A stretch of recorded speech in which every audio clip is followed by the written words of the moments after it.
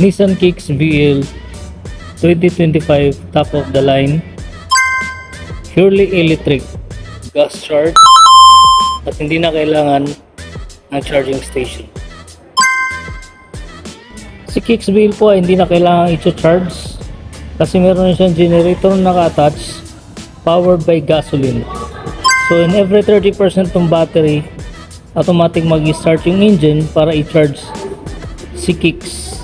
So kahit pa mag long drive kayo at kahit pa tumakbo kayo ng 100 kph pataas, purely electric po siya. Pangalawa, coding exempted na rin siya, naka LED na rin yung headlight, yung fog light, at meron siyang emergency braking. So ang gas consumption ni Kicks po ay pumapalo siya ng 29 km per liter to 35 km per liter. So ganun siya katipid. Unlike kasi sa ibang hybrid, once tumakbo sila ng 0 to 30, electric yun. Pag natakbo sila ng 31 pataas, gas na po yun. So mas malaki ang gas consumption nila compare mo kay Kicks. Samantalang itong si Kicks, kahit tumakbo kayo ng 100 kph, purely electric po siya. At hindi na kayo mag-worry na maubusan kayo ng gas kasi automatic siyang mag-charge in every 30%. So tingnan po natin yung engine ni Kicks, guys. Ito yung engine na nagsiserve as generator niya. So mag-start lang itong engine na to in every 30% nung battery gamit ang gasolina.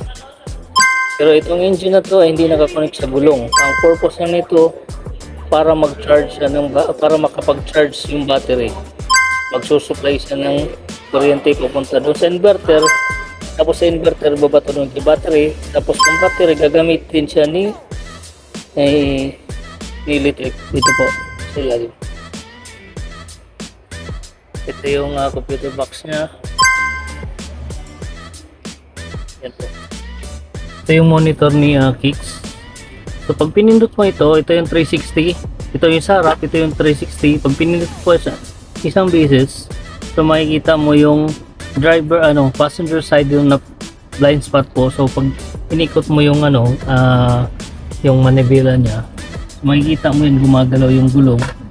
So kitang-kita ng driver yung blind spot na yan. Tapos pag ito naman,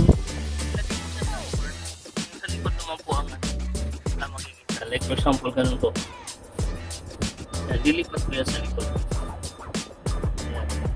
So naka-upward CarPlay na po siya. Meron siyang cross control. Ito.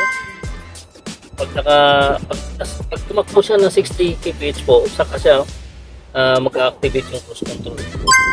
Tapos mayroong voice command. Tapos meron siyang call po. Kung ano yung naka-store doon sa cellphone nyo, kung naka-connect siya dito sa unit po, so pwede nyo siyang gamitin yung voice command.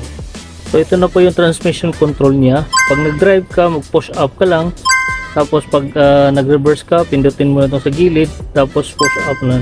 Tapos parking, ito na po. Ang handbrake niya, ito na po, naka-electronic na po.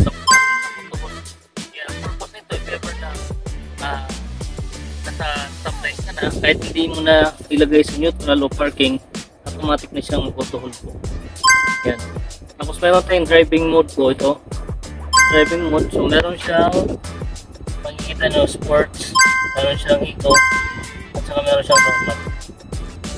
So ang SRP nitong Kicks top of the line is 1,479,000. Ang promo down payment nito is 8,000 pag na-approve ka kay RCVC and 18,000 naman pag na-approve ka other banks.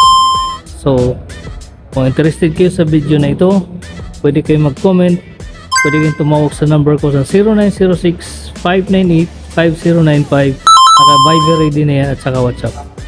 See you!